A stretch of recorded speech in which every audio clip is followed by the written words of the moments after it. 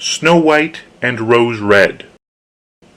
There was once a poor widow who lived in a lonely cottage.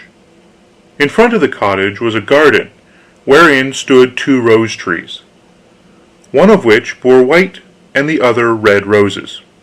She had 2 children who were like the 2 rose trees, and one was called Snow White and the other Rose Red. They were as good and happy and busy and cheerful as ever 2 children in the world were, only Snow White was more quiet and gentle than Rose Red. Rose Red liked better to run about in the meadows and fields seeking flowers and catching butterflies, but Snow White sat at home with her mother and helped her with her housework, or read to her when there was nothing to do. The 2 children were so fond of one another that they always held each other by the hand when they went out together, and when Snow White said, "We will not leave each other," Rose Red answered, "Never so long as we live," and their mother would add, "What one has she must share with the other." They often ran about the forest alone and gathered red berries, and no beast did them any harm, but came close to them trustfully. The little hare would eat a cabbage leaf out of their hands, the doe grazed by their side, the stag leapt merrily by them, and the birds sat still upon the boughs and sang whatever they knew. No mishap overtook them. If they had stayed too late in the forest and night came on, they laid themselves down near one another upon the moss, and slept until morning came, and their mother knew this and did not worry on their account. Once, when they had spent the night in the wood, and the dawn had roused them, they saw a beautiful child in a shining white dress sitting near their bed. He got up and looked quite kindly at them, but said nothing, and went into the forest.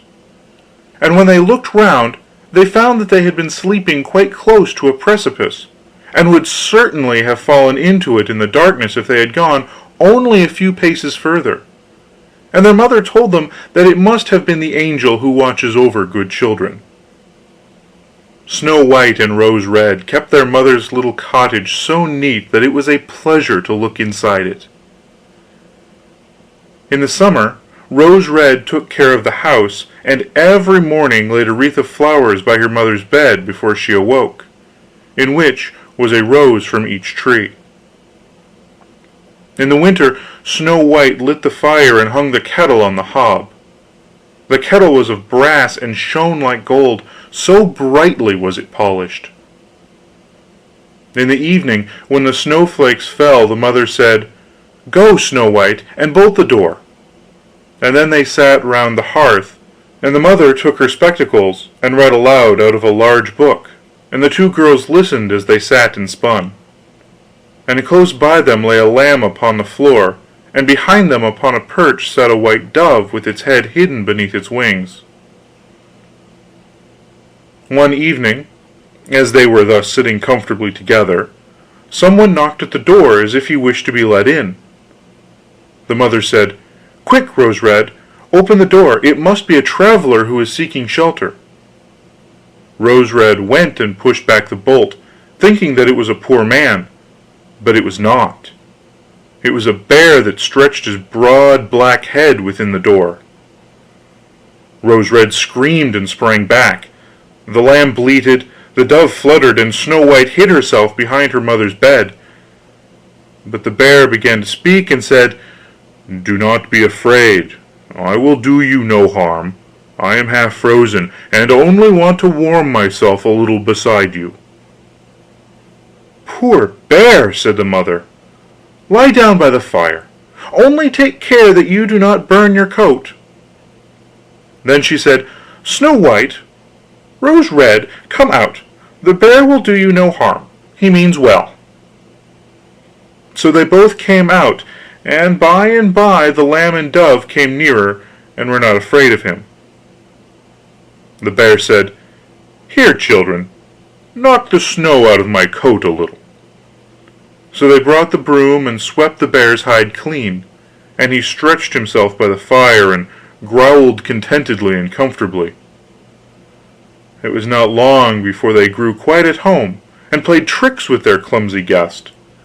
They tugged his hair with their hands, put feet upon his back, and rolled him about. They took a hazel switch and beat him, and when he growled they laughed. But the bear took it all in good part. Only when they were too rough he called out, "Leave me alive, children. Snow White, Rose Red, will you beat your wooer dead?" When it was bedtime, and the others went to bed, the mother said to the bear, "You can lie there by the hearth, and then you will be safe from the cold and the bad weather." As soon as the day dawned the two children let him out, and he trotted across the snow into the forest. Henceforth the bear came every evening at the same time, laid himself down by the hearth, and let the children amuse themselves with him as much as they liked. And they got so used to him that the doors were never fastened until their black friend had arrived. When spring had come, and all outside was green, the bear said one morning to Snow White, "Now I must go away, and cannot come back for the whole summer." "Where are you going, then, dear bear?" asked Snow White. "I must go into the forest and guard my treasures from the wicked dwarfs. In the winter, when the earth is frozen hard, they are obliged to stay below and cannot work their way through. But now, when the sun has thawed and warmed the earth, they break through it, and come out to pry and steal, and what once gets into their hands and in their caves does not easily see daylight again." Snow White was quite sorry at his departure, and as she unbolted the door for him, and the bear was hurrying out, he caught against the bolt, and a piece of his hairy coat was torn off, and it seemed to Snow White as if she had seen gold shining through it, but she was not sure about it. The bear ran away quickly, and was soon out of sight behind the trees. A short time afterwards the mother sent her children into the forest to get firewood. There they found a big tree which lay felled on the ground, and close by the trunk something was jumping backwards and forwards in the grass, but they could not make out what it was. When they came nearer, they saw a dwarf with an old withered face and a snow-white beard a yard long. The end of the beard was caught in a crevice of the tree, and the little fellow was jumping about like a dog tied to a rope, and did not know what to do. He glared at the girls with his fiery eyes, and cried, "Why do you stand there? Can you not come here and help me?" "What are you up to, little man?" asked Rose Red. "You stupid prying goose," answered the dwarf, "I was going to split the tree to get a little wood for cooking. The little bit of food that we people get is immediately burnt up with heavy logs. We do not swallow so much as you coarse, greedy folk. I had just driven the wedge safely in, and everything was going as I wished, but the cursed wedge was too smooth and suddenly sprang out, and the tree closed so quickly that I could not pull my beautiful white beard. So now it is tight, and I cannot get away. And the silly, sleek, milk-faced things laugh. Ugh, how odious you are!"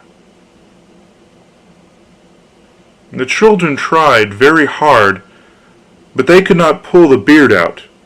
It was caught too fast. "I will run and fetch someone," said Rose Red. "You senseless goose," snarled the dwarf, "why should you fetch someone?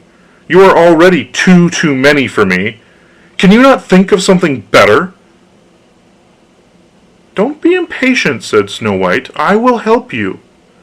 And she pulled her scissors out of her pocket, and cut off the end of the beard.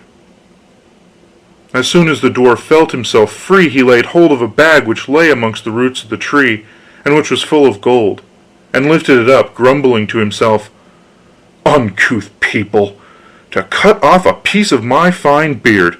Bad luck to you!" And then he swung the bag upon his back, and went off without even once looking at the children. Some time afterwards Snow White and Rose Red went to catch a dish of fish. As they came near the brook they saw something like a large grasshopper jumping towards the water, as if it were going to leap in. They ran to it and found it was the dwarf. "Where are you going?" said Rose Red. "You surely don't want to go into the water." "I am not such a fool!" cried the dwarf. "Don't you see that the accursed fish wants to pull me in?" The little man had been sitting there fishing, and unluckily the wind had tangled up his beard with the fishing line. A moment later a big fish made a bite, and the feeble creature had not strength enough to pull it out. The fish kept the upper hand, and pulled the dwarf towards him. He held on to all the reeds and rushes, but it was of little good, for he was forced to follow the movements of the fish, and was in urgent danger of being dragged into the water. The girls came just in time. They held him fast and tried to free his beard from the line, but all in vain. Beard and line were entangled fast together. There was nothing to do but to bring out the scissors and cut the beard, whereby a small part of it was lost. When the dwarf saw that, he screamed out: "Is that civil, you toadstool, to disfigure a man's face? Was it not enough to clip off the end of my beard? Now you have cut off the best part of it. I cannot let myself be seen by my people. I wish you had been made to run the soles off your shoes." And he took out a stack of pearls which lay in the rushes, and without another word he dragged it away and disappeared behind a stone. It happened that soon afterwards the mother sent the two children to the town to buy needles and thread and laces and ribbons. The road led them across a heath upon which huge pieces of rock lay strewn about. There they noticed a large bird hovering in the air, flying slowly round and round above them. It sank lower and lower, and at last settled near a rock not far away. Immediately they heard a loud, piteous cry. They ran up and saw with horror that the eagle had seized their old acquaintance the dwarf, and was going to carry him off. The children, full of pity, at once took tight hold of the little man, and pulled against the eagle so long that at last he let his booty go. As soon as the dwarf had recovered from his first fright, he cried with a shrill voice: "Could you not have done it more carefully? You dragged my brown coat so that it is all torn and full of holes, you clumsy creatures." And he took up a sack full of precious stones, and slipped away again under the rock into his hole. The girls, who by this time were used to his ingratitude, went on their way and did their business in town. As they crossed the heath again on their way home, they surprised the dwarf, who had emptied out his bag of precious stones in a clean spot, and had not thought that anyone would come there so late. The evening sun shone upon the brilliant stones. They glittered and sparkled with all colors so beautifully that the children stood still and stared at them. "Why do you stand gaping there?" cried the dwarf, and his ashen gray face became copper red with rage. He was still cursing when a loud growling was heard, and a black bear came trotting towards them out of the forest. The dwarf sprang up in a fright, but he could not reach his cave, for the bear was already close. Then, in the dread of his heart, he cried: "Dear Mr. Bear, spare me! I will give you all my treasures. Look, the beautiful jewels lying there. Grant me my life. What do you want with such a slender little fellow as I? You would not feel me between your teeth. Come, take these two wicked girls. They are tender morsels for you, fat as young quails. For mercy's sake, eat them." The bear took no heed of his words, but gave the wicked creature a single blow with his paw, and he did not move again. The girls had run away, but the bear called to them: "Snow White and Rose Red, do not be afraid. Wait, I will come with you." Then they recognized his voice and waited. And when he came up to them, suddenly his bearskin fell off, and he stood there a handsome man clothed all in gold. I am a king's son," he said, "and I was bewitched by that wicked dwarf who had stolen my treasures. I've had to run about the forest as a savage bear until I was freed by his death. Now he has got his well deserved punishment." Snow White was married to him, and Rose Red to his brother, and they divided between them the great treasures which the dwarf had gathered together in his cave. The old mother lived peacefully and happily with her children for many years. She took the two rose trees with her, and they stood before her window, and every year bore the most beautiful roses, white and red. And that is the end of Snow White and Rose Red.